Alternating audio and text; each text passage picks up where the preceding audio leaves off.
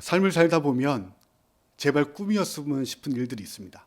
반대로 생시였으면 좋겠다, 현실이면 좋겠다 싶은 일들이 있죠. 좋은 일일 경우에는 이게 현실이었으면 좋겠다, 꿈이 아니었으면 좋겠다라고 생각을 하고, 고통스럽고 힘겨운 일이라면 차라리 이게 꿈이었으면 좋겠다, 눈 뜨고 나면 단잠 자듯 그냥 꿈의 일들이었으면 좋겠다 싶은 일들이 벌어집니다. 1999년을 배경으로 공교롭게 또 1999년에 개봉한 미국 영화 중에 매트릭스라는 영화가 있습니다. 아마 이 영화 포스터도 보셨을 것이고, 여러 장면들이 이렇게 인상 깊게 여러분들 보신 분들은 기억에 남아 있을 건데, 이 영화의 가장 멋있는 장면은 다음 장면입니다. 이 장면들 혹시 기억나시나요? CF에도 많이 쓰였던 장면입니다.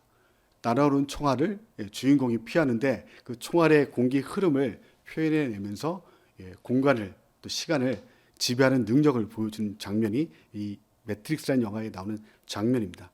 이 영화는 현실과 가상세계, 이 두 세계를 오고 가면서 주인공이 이렇게 쭉 성장해가는 SF 영화입니다.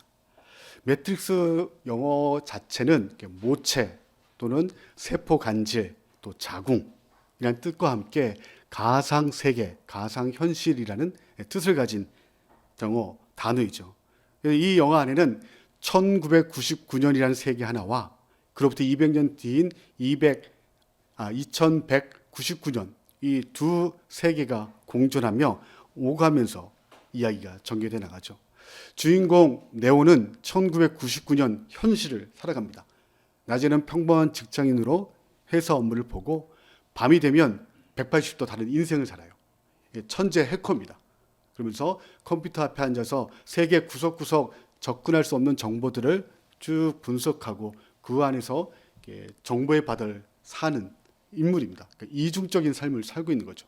그러다가 쭉 자료를 검색하다가 세상이 딱딱 맞아떨어져 돌아가는데, 뭔가 이게 너무 기계적이라는 사실들을 깨우쳐가기 시작합니다. 뭔가 이상하다. 그리고 그 이상을 감지한 이후로부터 이상한 전화가 걸려와요. 그리고 자신의 생명을 위협하는 어떤 무리가 추적을 하기 시작합니다. 그러니까 두 무리가 주인공 네오를 추적하기 시작하죠. 이 영화의 가장 큰 반전은, 현실이라고 믿었던 1999년, 평범하게 네오라는 인물이 직장 생활하며 밤에는 해커 짓을 하던 그 1999년이 현실이 아니라, 실제 현실은 그로부터 200년 뒤인 2199년, 암담한 미래가 현실이라는, 그게 가장 큰 영화의 반전입니다. 실제라고 알고 잘 열심히 살아왔는데 그것이 실제가 아니라 꿈, 가상 세계이고, 현실은 그로부터 200년 뒤인 미래 세계인데, 이 미래 세계는 굉장히 암담한 미래 세계죠. 그러니까 착취만 당하던 로봇과 인공지능들이 인간에게 반기를 듭니다. 그러니까 슈퍼컴퓨터가 이것은 부당하다 여기고, 로봇들과 기계들을 통해서 인간을 공격하기 시작하고 태양을 가려버립니다. 지구 안에 생물이 자랄 수 없는 환경이 되면서 인간이 태어나긴 태어나지만 그 가상 컴퓨터, 그 슈퍼컴퓨터의 노예가 되어 있어요. 사람은 태어나는데 매트릭스라는 인공 자궁 안에 태어납니다. 이렇게 큰 알집에 사람이 태어난 채 뒤에 척수에 관이 꼽힌 채로 태어나요. 그러니까 인간은 태어나지만 사실은 그 캡슐 안에, 인공 자궁 안에 있으면서 에너지를 뽑히는 겁니다. 이 슈퍼컴퓨터가 그 미래 세계를 운용할 수 있도록 전기 에너지를 몸에서 빼내는 거예요. 그러니까 인간이 고통스러울 수 있으니까 이 인공지능 컴퓨터가 무엇을 해놓느냐, 인간에게 가면 상태에서 꿈을 꾸게 만들어버리는 거예요. 그 세계가, 꿈꾸는 세계가 매트릭스 세계였고, 그 매트릭스 세계가 1999년 그 시간들이었던 겁니다. 그러니까 인간이 실제로 살고 있는 건 2199년이었고, 그 안에 꿈을 꾸면서 1999년의 일상을 살아가고 있었던 거죠.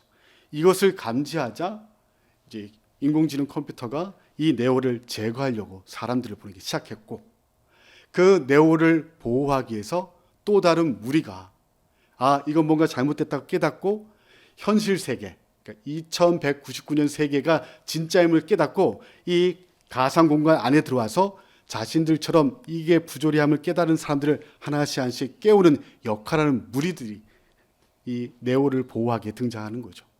그리고 그 조직의 대표 인물이 모피어스라는 흑인 건장한 인물입니다. 그는 끊임없이 이 네오에게 다가가고 그를 끌어들이기 위해서 시그널을 보내기 시작하는 거죠. 그걸 감지한 네오가 그 모피어스가 있는 곳까지 찾아옵니다. 그리고 이야기하기 시작하죠. 사실은 이런 거다. 네가 살고 있는 1999년은 실제가 아니라 이거는 컴퓨터가 만들어낸, 인공지능이 만들어낸 가상세계다. 너는 200년 뒤에 실제 세계의 암담한 시대에 살고 있는 것이다 라고 이야기해요. 자기가 그동안 밤에 이런저런 정보를 검색하면서 느꼈던 그 불합리함을 깨우치면서 자신도 현실을, 그러니까 실제 세계인 2199년에 보고 싶다라고 이야기해요. 그러니까 진실을 알고 싶다라고 이야기하자 그 조직의 대표인 모피어스라는 사람이 손을 내밉니다. 그리고 두 개의 캡슐 약을 보여줍니다. 한쪽엔 빨간 약, 한쪽엔 파란 약을 보여주죠. 그러면서 이제 이런 이야기를 네오에게 이야기합니다. 파란 약을 먹으면 이야기가 끝나고 침대에서 일어나 믿고 싶은 걸 믿으면 되지. 빨간 약을 먹으면 이상한 나라에 남게 된다라고 이야기해요. 그러니까 파란 약을 먹으면 가상 공간 속에 그냥 평범한 직장인으로서 1999년을 살아가게 되는 것이고, 빨간 약을 먹게 되면 진짜 세계인 2199년, 암담하지만 실제인 그 세계에 들어가는 이 약이었던 거죠. 이 주인공 네오가 뭘 택했을까요? 영화는 계속되어야 되니까 빨간 약을 먹습니다. 그리고 현실을 대면하면서 그 말씀드렸던 인공 자궁 안에서 깨게 돼요. 수만 개의 알집처럼 생겨 있는 그 사이에서 깨게 되죠. 그리고 그 세계 지하로 들어가 기계들과 전쟁을 치러가는 이야기를 합니다. 행복했을까요? 사실을 알게 됐으니? 그렇지 않습니다. 고난과 불안, 그 몇 명 안 되는 멤버들 간에 서로 불협화음도 생기고 불신도 생기면서 갈등을 경험합니다. 기계들은 끊임없이 인간을 해방하려는 그들을, 인간 입장에서는 구원자이지만 기계 입장에서는 바이러스인 겁니다. 죽이기 위해 끊임없이 압박해 가는 것이죠. 혼란을 경험하고 그 안에서 투쟁하기 위한 분주한 삶을 살아가게 됩니다. 작년까지 총 23년 동안 영화로 4편, 애니메이션으로 1편, 총 5편이 만들어지는 동안 네오는 끝까지 20년째 싸우고 있는 것이죠. 반복되는 그 투쟁의 삶을 사실을 직시하면서 경험하게 된 그 갑으로 받고 살아가는 인생이 바로 네오의 인생인 겁니다. 그리고 그 과정을 거치면서 무기력했던 네오가 인류의 구원자로 성장해 가는 과정이 이 매트릭스라는 영화입니다. 프랑스 철학자 장폴 샤르트르는 이런 말을 했죠. 인생은 B와 D 사이의 C이다. B는 birth, 태어남, D는 death, 죽음. 그러니까 인생이라는 것이 태어나서 죽을 때까지 이루어지는 수많은 선택의 집합체, 그 선택의 연속이 인생이라고 이야기했던 것이죠. 우리 인생이 그렇지 않습니까? 아침에 일어날 때 5분만 더 자고 일어날까? 아니야, 일어나야 돼. 그것부터 선택이 시작인 거죠. 그러다 늦지 일어나자. 일어났어요. 아침을 뭘로 먹지? 뭘 입지? 수많은 선택이 반복되죠. 뿐만 아니죠. 사람과 사람 사이 안에서 짜증으로 다 봤을 때 내가 이것을 짜증으로 받아칠 건지 미소로 한 번 더 넘길 것인지, 우리의 인생은 저마다의 경중의 차이가 있지만 끝없는 선택의 연속인 겁니다. 그런데 내가 선택했던 그의 일로 그 세계가 열어지는 거죠. 5시에 일어나기 시작해서 하루를 시작한 사람은 새벽 5시부터의 인생이 시작되는 것이고, 5분만 더 자자 생각해서 5분 더 자는 사람은 5시 5분의 세계를 만들어 가는 겁니다. 내가 선택했던 그 하나가 그 세계를 열어가게 되는 것이죠. 지금 내가 무엇을 선택하느냐에 따라 내 인생이 그에 맞춰 바뀌어 가는 것입니다. 오늘 우리가 함께 읽었던 에스더서는 기원전 480년에서 460년 사이에 페르시아 땅, 성경에는 바사 제국이라고 기록되어 있는 그 페르시아 땅에서 일어난 정착한 유대인들의 이야기입니다. 이스라엘이 바벨론에게 패망한 후에 많은 유대인들이 바벨론으로 끌려갔습니다. 그리고 시간이 흘러 이 바벨론이란 제국을 페르시아가 점령하고 그 땅을 다스리게 되죠. 패권국이 바뀌면서 이 페르시아 땅에 살고 있던 백성들에게 고향인 예루살렘으로 돌아갈 기회가 있었습니다. 하지만 돌아가지 않죠. 정서적으로나 종교적으로 봤을 때에 고향 땅으로 귀국하는 게 맞습니다. 하지만 예루살렘은 내일을 보장할 수 없는 삶이거든요. 바벨론과 페르시아를 거치면서 나름 여기서 정착을 했고 여기에 안정이 돼 있으니 이거를 포기해서 거기까지 갈 이유가 없었다고 생각했던 사람들입니다. 모험보다는 안정된 페르시아 제국에서 삶을 선택한 사람들이죠. 그런데 그렇게 고국으로의 귀국마저 포기하고 정착했던 땅에서 자신의 생명이 위협받는 일들을 마주하게 됩니다. 바로 하만이라는 사람의 음모 때문이죠. 그에 의해서 예고 살인이 알려지면서 난리를 경험하게 됩니다. 우리 에스더서 3장 6절 말씀을 함께 읽도록 하겠습니다. 6절 말씀 읽겠습니다. 그들이 모르드게의 민족을 하만이 모르드게만 죽이는 것이 부족하다고 생각하고 아하수에르에서 온 나라에 있는 유다인 곧 모르드게의 민족을 다 멸하고자 하더라. 하만은 아말렉 왕족 출신입니다. 다윗 왕조 때부터 끊임없이 이스라엘과 대치했던 그 족속의 후예인데 마찬가지로 패전국 식민지 국가로 전쟁에 패배해서 페르시아 제국에 끌려와 있던 사람이죠. 그런데 이 사람에겐 탁월함이 있었던 것 같습니다. 아하수에르 왕에게 총애와 지지를 받는 것이죠. 이인자의 책봉될 만큼 부와 권력을 가졌던 자가 바로 이 하만이라는 인물입니다. 생각해 보십시오. 포로로 잡혀가 있는 그 나라에서 나름의 이인자 위치까지 올라간다는 이야기는 돈이 수반이 되고 권력이 수반돼야 또한 정치력이 가미돼 있어야 가능한 일이죠. 사람들은 그를 두려워할 수밖에 없는 거죠. 돈 있고 권력 있고 왕을 자신의 뜻대로 의도대로 구슬릴 수 있는 정치력까지 갖고 있으니 무서워할 수밖에 없는 겁니다. 근데 딱 한 사람, 그 하만을 두려워하지 않는 사람이 있죠. 그에게 절하지 않는 바로 모르드게라는 인물입니다. 이상하게 그는 하만 앞에 큰절하지 않게 되죠. 큰절을 하도록 아하수에르 왕이 왕명으로 내렸음에도 불구하고 모르드게는 그 하만에게 절하지 않습니다. 사람들이 궁금했던 거예요. 왜 너는 하만에게 절하지 않냐? 물었더니 모르드게가 답합니다. 저는 유대인입니다. 유대인으로서 큰 절을 한다는 것은 하나님 외에 다른 신을 숭배하는 의미가 담겨 있기에 나는 절하지 않습니다라고 이야기한 거죠. 그냥 허리 디스크가 조금 있어서 제가 이게 굽히는 게 좀 잘 안 됩니다. 제가 제대로 그분을 몰라 뵀었습니다. 라고 이야기하고 그 순간을 모면하면 될 텐데 모르드게가 그걸 용납을 안 하는 거죠. 융통성이 없는 겁니다. 나는 유대인입니다. 유대인들은 하나님 외에 큰절하지 않습니다라고 이야기해 버린 거죠. 이 이야기를 들은 사람들이 하만에게 고자질합니다. 저 인간이 유대인이어서 어르신께 큰절하지 않습니다라고 이야기한 거죠. 불나는 겁니다. 왕을 제외한 이 페르시아 땅에서 자신을 위협하거나 반대할 수 없음에도 불구하고 한낱 포로로 잡혀왔던 민족, 유다 민족의 한 인물인 모르드게가 자신에게 큰절하지 않는 것 때문에 열받게 된 거죠.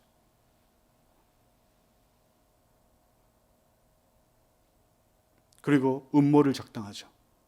은 10,000달란트를 준비해 아하수레 왕에게 바치고 조서를 허락받습니다. 당시 그 아하수레 왕은 헬라 지역에 있는 아테네와 스파르타 지역에 원정을 가서 수차례 전쟁을 치렀습니다. 번번이 패하죠. 국고가 빈 겁니다. 잘 됐다 싶었던 거죠. 그 시기에 하만이 와서 은 10,000달란트를 줄 테이니 자기 소원 하나 들어달라고 이야기한 겁니다. 뭐냐? 이 페르시아 땅에 있는 유대인들을 멸할 수 있도록 허락을 해달라고 이야기하죠. 그리고 왕의 허가를 받습니다. 그리고 그 명이 전역에 퍼뜨렸던 거죠. 제비를 뽑습니다. 당시 1월 달이었는데 12월, 그러니까 페르시아 달력으로 12월 13일 합법적으로 유대인들을 말살할 수 있는, 그리고 그들의 재산을 가질 수 있도록 법이 만들어진 겁니다. 그 법이 전역에 퍼졌던 것이죠. 난리가 난 겁니다. 엄밀한 의미로 따지고 보면 모르드게 한 사람 때문에 이 사달이 난 거죠. 그가 조금만 굽힐 수 있었으면, 똥이 무서워서 피해, 더러워서 피하는 거지 라는 생각에 한 번 정도 타협을 했었다면 유대인들은 아무 일 없었을 겁니다. 하지만 그 모르드게 한 번의 행동 때문에 어려움을 당하게 된 거죠. 저희 고등학교 때도 비슷한 경험이 좀 있었습니다. 나름 뜨거운 신앙을 갖고 있었고, 또 기독교 학생회 활동을 하고 있던 친구들끼리 그 당시 고등학교 1학년 때 수학여행을 주일을 끼고 경주를 간다는 이야기를 듣고, 저희들끼리 이제 수요일 날 오후에 점심시간에 예배를 드리고 모여서 이야기를 나눴죠. 어떻게 할 거냐. 주일을 끼고 수학여행 가는데 어떻게 할 거냐. 이야기가 막 붙었던 거예요. 야, 한번 갔다 가도 되겠지 않냐 하는 친구들이 있는가 하면, 무슨 소리냐. 안식을 거룩히 지켜야 되지 않겠냐. 나름대로 친구들끼리 이야기가 좀 붙었던 거예요. 그래서 몇몇 친구들은 그래도 수학여행 가겠다는 친구들이 있었고, 그 중에도 가지 말자라고 이야기하고, 학교 측에는 안 가겠습니다라고 조사할 때 이야기를 한 거예요. 그러니까 선생님들이 이제 부른 거예요. 학생부 선생님들이. 왜 안 가? 유연하게 저희가 몸이 안 좋아서 뭐 이렇게 답변해도 될 텐데, 그때 저희 기독교 학생 친구들끼리 뭘 약속했냐면, 야, 우리가 기독교인이잖냐, 교회 다니니까 안 간다고 이야기를 한 거예요. 그것 때문에 찍혔습니다, 기독교 학생회가. 그래서 본번에 이렇게 그 동아리 티 이렇게 안고 있으면 학생부 선생님이 두발 검사 들어왔다가 이게 딱 보고 타임이즈 니어, 때가 찼으니 이런 저희들 티셔츠 입고 있었거든요. 때가 가까이 갔다고 이제 비아냥거리는 무리 선생님 잊지 않고 계십니다. 그런 기억들을 통해서 조금만 유연했다면, 좀 몸이 좀 안 좋아서요, 제사가 있었어요, 이렇게 이야기했다면 그렇게 봉변 당할 일은 없었을 텐데, 고지것대로 그냥 내 믿음을 이야기했다가 봉변을 당했던 경험들이 있는데, 어찌 보면 모르드게 역시도 마찬가지입니다. 그 순간 한 번 정도 슬쩍 제가 허리에 디스크가 있어서요 정도 이야기만 했었다면 이런 어려움이 페르시아 땅에 없었을 것이죠. 하지만 모르드게 그 한 번의 행동 때문에 페르시아 땅에 있는 모든 유대인들이 시한부 인생을 살게 된 겁니다. 든든한 정치적 백이라도 있으면 비벼볼 수 있을 텐데 없지요. 물론 에스더 왕후가 유대인입니다. 하지만 그 왕후가 유대인이라는 사실은 모르드게밖에 몰라요. 에스더하고. 유대인들은 모릅니다. 알았다면 그 에스더에게 많은 유대인들이 찾아가 도움을 요청했겠죠. 하지만 아는 사람은 없습니다. 오직 한 사람, 모르드게밖에 없는 거죠. 할 수 있는 건 한 가지입니다. 평화 시위. 애통의 뜻으로 옷을 찢고 베옷을 입고 몸에 죄를 뒤집어 쓴 채 우는 것 말고는 할 게 없는 겁니다. 그게 지금 수산성과 페르시아 제국 전역에서 이루어져 있는 현실, 난리통인 것이죠. 이렇듯 성내에는 유대인들의 곡성 때문에 난리통인데, 궁궐 안에 있는 에스더는 전혀 다른 세상을 살고 있습니다. 에스더서 4장 4절 말씀 함께 읽도록 하겠습니다. 에스더의 시녀와 내시가 나와 전하니 왕후가 매우 근심하여 입을 의복을 모르드게에게 보내어 그 굵은 배 옷을 벗기고자 하나 모르드게가 받지 아니하는지라. 에스더는 모르드게의 사촌 동생입니다. 어머니 아버지가 안 계시죠. 어쩌다 보니 왕후가 되었습니다. 지방관들 또 귀족들이 작당하고 모의하던 중에, 사실은 그 당시에 법도로 본다면 왕이 베푼 대연회장에는 여자들이 출입이 금지되어 있어요. 그래서 그 당시에 왕후였던 와스티가 왕이 불러도 안 나가도 사실 법적으로 문제가 없는 겁니다. 그런데 이 틈에 지방관들과 귀족들이 음해하죠. 나라의 기강이 흔들리는 거다. 왕이 명을 내렸는데 왕후가 안 온다? 이거는 이 이야기가 페르시아 전역에 퍼지면 남자들의 위신이 떨어진다. 왕 가만히 있으시면 안 됩니다. 폐위시키십시오라고 이야기를 하죠. 폐위가 됩니다. 이제 폐위됐으니까 자신의 삶을 바로 왕후의 자리에 앉히면 되는데, 바로 그렇게 했다가는 자신들의 그 작당한 게 들통날 수 있을까 봐 경연을 펼치죠. 가장 아름다운 여인을 추대하라고. 그러다가 어쩌다 보니 에스더가 왕후로 피택되고 왕후가 됩니다. 그러니까 이런 상황이다 보니까 에스더에게는 정치세법이나 세상 물정은 사실은 잘 모르는 거예요. 더욱이 유대인이라면 그 구약의 많은 믿음의 선배들이 애통할 때마다 옷을 찢고 재를 뿌리고 베옷을 입고 하나님의 은혜를 구하는 그런 모습들 익히 들어왔을 것인데, 지금 궁전 앞에 오라비 모르드게가 와서 베옷을 입은 채로 울고 있고 재를 뒤집어 쓴 채 있는 거 보면 무슨 상황인지 이유부터 들어보는 게 맞지 않습니까? 근데 에스더가 할 수 있는 건 그게 아니에요. 오라비가 베옷을 입고 있으니 일단 옷이라도 깔끔한 거 입히자고 옷을 내보냅니다. 이유를 알아보려고 하는 게 아니에요. 그러니까 난리통을 해결은 고사하고 이 난리통에 대한 인식조차도 사실은 제대로 안 된 상태입니다. 그리고 돌아왔습니다. 뭐 상황이 이렇다는데요. 얘기하니까 다시 내어보냅니다. 그리고 돌아와서 이야기해요. 그 모르드게라는 분이 하만 때문에 이렇게 일이 되어서 유대인들 다 죽게 생겼답니다. 그래서 왕후께서 왕에게 이 사실을 좀 알려달라고 부탁을 하는데요. 말을 전해 듣습니다. 그러한 에스더의 답변이 마치 온실안에서 자란 난초 같은 답변만 보낼 뿐이죠. 4장 10절 11절 말씀 함께 읽도록 하겠습니다. 에스더가 하닥에게 이르되 너는 모르드게에게 전하기를 왕의 신하들과 왕의 각 지방 백성이 다 알거니와 남녀를 막론하고 부름을 받지 아니하고 안뜰에 들어가서 왕에게 나가면 오직 죽이는 법이요 왕이 그 자에게 내밀어야 살 것이라. 이제 내가 부름을 입어 왕에게 나가지 못한 지가 이미 30일이라 하니라. 다급한 상황입니다. 이제 12월 13일만 되면 유대인들이 죽게 생긴 난장판이 벌어질 일들입니다. 그리고 부탁까지 받은 걸 알았습니다. 그런데 에스더가 답한 게 뭡니까? 내 코가 지금 석자예요. 궁궐 안뜰에 허락 없이 출입했다가 다 죽는 거 오라버니 모르십니까? 모든 백성들 다 아는 이야기인데 왕후조차도 남녀 구분 없이 그 벌에 접촉이 되면 죽습니다. 그리고 제가 왕을 아련하지 못한 지가 벌써 한 달째입니다. 왕후의 옷을 입고 있지만 또 왕후의 공간에 살고 있지만 딱 거기까지인 거죠. 어쩌다 보니 왕후, 무기력한 에스더입니다. 사실 그녀의 말 틀린 말 없습니다. 적법하고 상황에 맞는 합리적인 판단이죠. 어설프게 민족 위안답시고 왕에게 허락 없이 나갔다가 오히려 큰 뜻, 대의를 놓칠 수 있습니다.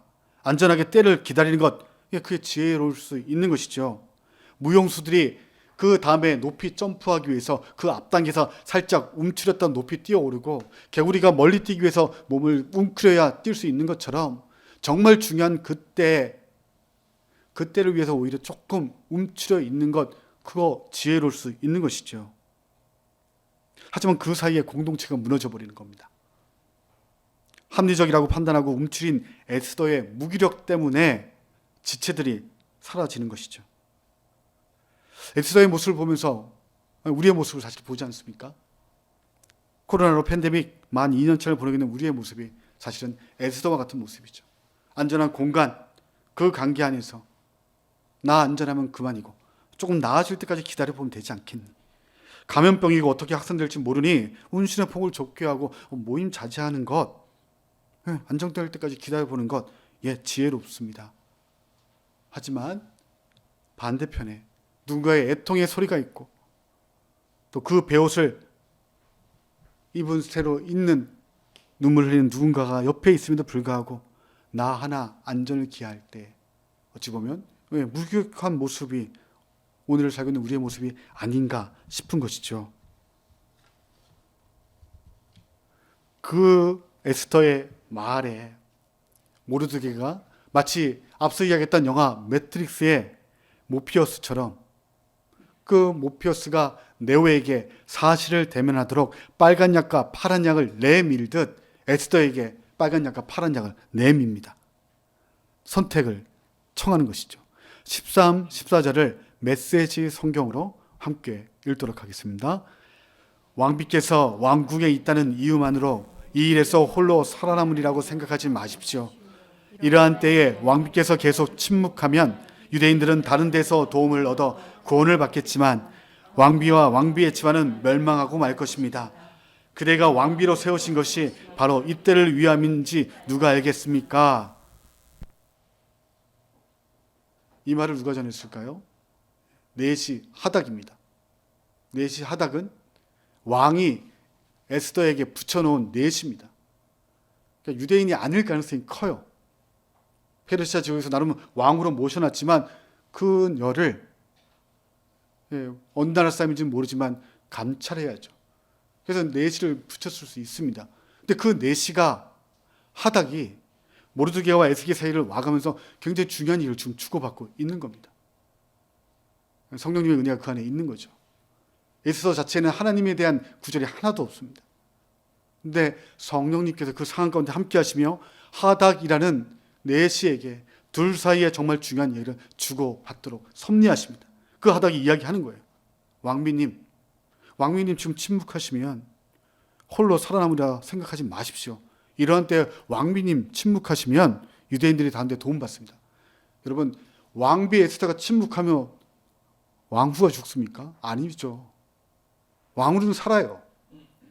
왕후가 침묵하면 유대인들이 삽니까? 아니요. 왕후 침묵하면 유대인들 죽습니다. 모르드게 말이 반대로 지금 이야기하는 거예요. 왜 그렇게 이야기할 수 있는 거죠? 이역만리 유대 팔레스타인 땅 이스라엘을 떠나 있지만 여전히 이 페르시아 땅에서도 하나님이 일하고 계심을 모르드게가 확신하는 거죠. 그 중심을 하나님께서 기억하시고 하닥을 통해 그 진심을 에스더에게 전달합니다. 빨간 약과 파란 약을 내놓는 거죠. 빨간 약 택하면 바깥 난리통의 현실을 직시하게 되고, 그리고 네가 왕에게 나아가 이야기하여 이 사단 날 일들을 바로잡아달라고 될 것이고, 파란 약 잡으면 그냥 왕궁 안에 안전한 공간 속에 너 혼자 잘 살면 돼. 그 이야기를 내놓는 겁니다. 겁박일까요? 아닙니다.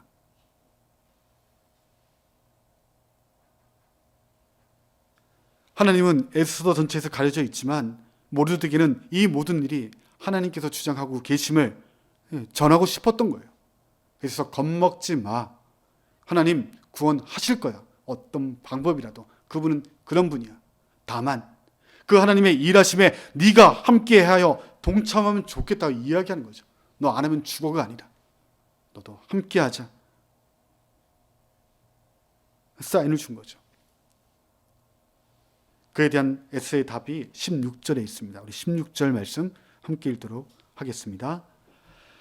당신은 가서 수산에 있는 유다인을 다 모으고 나를 위하여 금식하되 밤낮 3일을 먹지 말고 마시지도 마소서. 나도 나의 시녀와 더불어 이렇게 금식한 후에 규례를 어기고 왕에게 나아가리니 죽음은 죽으리라 하리라. 참 현실. 12월 13일이면 유대인들이 말살될 수 있는 위기의 현실과 궁궐 안에 또 다른 현실, 에스더는 안전하게 살 수 있고 왕후로서 살 수 있는 그 두 가지 현실 속에 성령님께서 그 두 강국의 현실을 자각하게 하시죠. 에스더를 각성하게 하십니다. 에스더는 죽지 않습니다. 어떤 선택을 하든 왕후이거든요. 물론 와스티 왕후를 몰아냈던 지방관들과 귀족들이 여전히 있겠지만 그럼에도 함부로 에스더가 유대인인 것 모르는 이상 아무도 손 못 댑니다. 그리고 유대인인 것 아는 것 모르드게하고 에스더밖에 없어요. 둘만 입 닫으면 모르드게만 제거되면 사실은 에스더 삽니다. 그런데 죽음을 각오하는 심정으로 금식을 청합니다. 지도자의 면모가 나타나기 시작하는 거죠. 규례를 어기며 왕에게 나가 사실을 알리겠다. 그러니 오라비도 이 수산성 내에 있는 유대인들에게 나를 위해 내가 뜻을 다졌지만 내 마음 흔들릴 수 있으니 나를 기억하여 금식해달라고 부탁을 합니다. 3일 동안. 중보기도를 청한 거죠. 그리고 이 에스더의 각성을 기점으로 여전히 가려 있지만, 하나님이 앞에 드러나지 않지만 이역 만리에서도 자기 백성을 보호하시는 하나님께서 눈에 보이는 섭리로 함께 하시죠. 그리고 변곡점이 마련됩니다. 결국 이 두 사촌 남매의 결의로 멸족될 수 있었던, 페르시아 제국에서 멸절되거나 빨리 다른 곳으로 이주해야 할 유대인들이 자기 방어권으로 12월 13일 그 일을 막을 수 있는 법적 근거를 얻게 되죠. 도리어 하만과 대적들을 이기는 결과를 가져오게 만들게 되는 겁니다. 에스더서에는 인간의 음모와 반전 또 역성성이 담겨있는 책입니다. 이스라엘 땅에 국한되어 있던 지역 기반의 신이라고 여겼던 하나님께서 이스라엘 땅에만 있는 분이 아니라 이 몽도까지 끌려와 있지만 페르시아 땅에도 하나님이 여전히 함께하고 계시는구나, 하나님의 통치를 알리는 책이기도 합니다. 그리고 동시에 이 에스더 책은 잔치의 책입니다. 그리고 규례의 책이에요. 아하수에르 왕의 두 번의 잔치, 1장 5절에 보면 180일 동안 영하 300에 나오는 그 전쟁, 플레모 전투를 준비하기 위해서 180일 동안 127개 도읍에 있는 지방간들과 귀족들을 모아서 작전회의를 하거든요. 그리고 그거 끝나고 일주일 동안 잔치를 벌입니다. 잔치 책이 담겨 있어요. 뿐만 아니라 에스더를 왕후로 책봉을 해서 결혼식 잔치가 언급됩니다. 그래서 그 와중에 왕후였던 와스디의 잔치도 등장하고요. 그리고 이 아하수에르 왕의 마음을 얻고자 에스더의 잔치가 두 번 기록되어 있습니다. 그리고 5장과 7장 그 두 번의 잔치 이후에 뒤에 가면 8장과 9장에 가면 이제 유다인들이 구원받음에, 또한 왕의 윤허를 받음에 잔치가 언급됩니다. 잔치의 책이에요, 사실은. 그리고 끊임없이 왕의 규례가 언급됩니다. 왕명, 규례, 왕의 조서가 담겨있는 책이 에스더 책이에요. 그래서 잔치와 왕의 규례에 복종해야 함을 에스더 전체서가 담고 있습니다. 그런데 이 잔치와 규례 책에 금식과 왕명을 복종하지 않는 항명이 두 개씩 위치하고 있습니다. 그것이 바로 하만의 음모가 성공하고 왕명이 유대인을 학살하려 할 그때에 모두가 축제의 분위기 속에 있을 때 유대인들이 금식했던 그 금식, 그리고 에스더가 요청했던 그 3일간의 금식, 잔치 속의 흐름을 바꾸는 두 번의 금식이 등장하죠. 모두가 왕명에 복종할 그때에 두 번의 항명이 기록되어 있습니다. 그것이 바로 모르드게가 절하지 않음으로 사단을 만들었던 그 한 번의 항명과 5장의 오늘 본문 이후에 진행되는 에스더의 왕의 규례를 어기고 안뜰에 허락 없이 들어가 왕을 아련하기 위한 그 항명, 두 번의 항명이 기록되어 있는 것이죠. 주류의 흐름은 잔치와 왕명에 의한 누군가의 죽음이었지만 그 틈에 깨어있던 두 사람, 모르드게와 에스더게의 금식과 왕의 명에 굴하지 않음이 역사의 흐름을 바꾸게 된 겁니다. 그리고 진짜 잔치를 벌일 발판을 마련하게 되는 것이죠. 결과는 해피엔딩이었습니다. 하지만 그 사이사이에 자신의 생명을 내어놓고자 하는 믿음의 도전들이 변화를 만들어냈던 것이죠. 고난을 자초한 이들의 수고가 담겨 있는 겁니다. 지난주 중에 트위터에 예레미야라는 닉네임으로 활동하고 있는 그 트위터라는 안에 이런 글이 제 눈에 들어왔습니다. 제가 읽겠습니다. 우리 함께 좀 읽어볼까요? 화면에 있는데 함께 좀 읽도록 하겠습니다. 고난을 하나님의 뜻이라고 말하는 사람들이 왜 고난의 길을 가려고 하지 않는지 이상하네. 꼭 예수를 믿는다면서 예수의 길을 가지 않는 사람들처럼 그리스도인은 이름 그대로 그리스도, 예수를 따르는, 예수를 주인 삼은 신자입니다. 하나님의 뜻을 세상에 구현한 예수의 길을 걷는 사람들, 그들을 그리스도인이라 이야기하는 것이죠. 말씀을 따르는 결과가 고난이라 할지라도 하나님의 뜻이기에 나의 안전망을 걷고 더불어 함께 만들기 위한 그물망을 펼치는 이들이 신자인 겁니다. 그 끝이 십자가의 죽음이라도 예수의 길을 따라가고자 결단하며 가는 이들, 그 고난을 자초했던 이들의 그리스도인인 것이죠.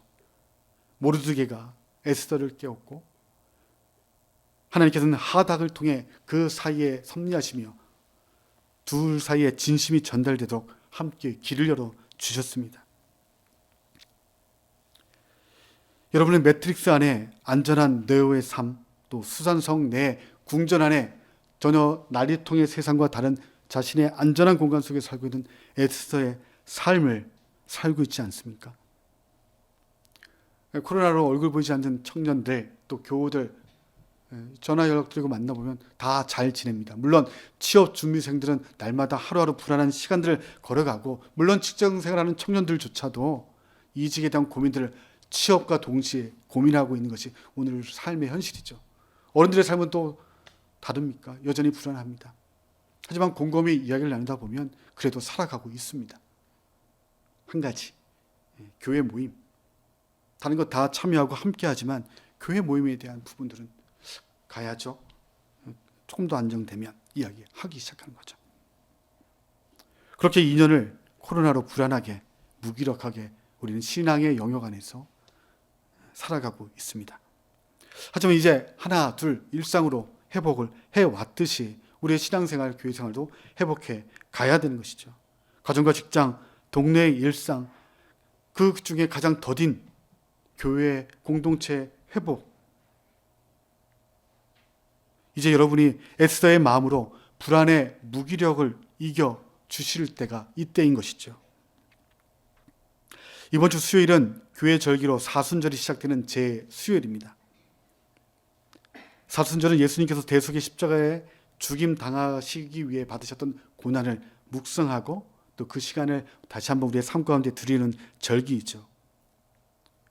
예수님께서 하늘의 잔치를 잠시 포기하시고 예수 그리스도께서 이 땅에 영적 빈곤, 사망의 잔치를 끝내기 위해 인간이 되어 죽으셨습니다. 나만의 공간에서 나만의 안전을 생각하기보다 이제는 공동체 모임의 회복을 위해 여러분들이 일해 주실 때가 이때인 것이죠. 3월 둘째 주부터 아둘람 모임도 재개합니다. 물론 비대면으로 시작하겠죠. 하지만 예인가족 여러분들, 예배와 아둘람 모임 함께 적극 참여해 주십시오. 안전하다는 매트릭스 안에 그런 공간에 살지 마시고 다시 한번 우리가 신앙 공동체로 함께 감당해야 할 그 공동체 회복을 위해 동참해 주시는 여러분들 되시기를 축복합니다. 기도하겠습니다. 하나님, 누군가의 수고로 만들어진 안전한 공간 속에 우리가 살아갑니다. 그 또한 우리의 현실이고 삶이지만 그 공간 밖에 또 다른 애쓰는 삶의 흔적들이 있습니다. 나만 안전하고 나만 편하면 되는 세상이 아니라 예수 그리스도께서 하늘의 잔치를 잠시 내려놓으시고 이 땅 가운데 인간의 몸을 입으사 죽기까지 그 뜻에 순종하셨듯이 또한 에스더가 자신을 보호하고 있던 안전한 수산성 구 궁궐 안에 일상의 생활들을 내려놓고 믿음의 모험을 참여했던 것처럼 또한 그 움직임을 위해 모르드게가 남들 보는 앞에 자신이 유대임을 밝히며 죄를 뿌려 베옷을 입었던 것처럼 주님, 이때가 아님을 누가 알겠습니까? 우리 예인의 가족들 많은 일상의 회복들을 이뤄가고 있는데 주님, 예인 공동체가 다시 한번 말씀 가운데에 하나님의 도시 공동체에서 역할을 감당하며 또 폭넓게 우리가 감당했던 일들 잘 감당해 나갈 수 있도록 예인의 가족들의 마음을 움직여 주시고 안전한 매트릭스 안의 삶이 아니라 다시 한번 믿음의 몸을 함께 참여함으로 2022년 3월 그 봄날을 맞이하는 예인 가족들 되게 하여 주시옵소서. 예수님의 이름으로 기도드립니다. 아멘.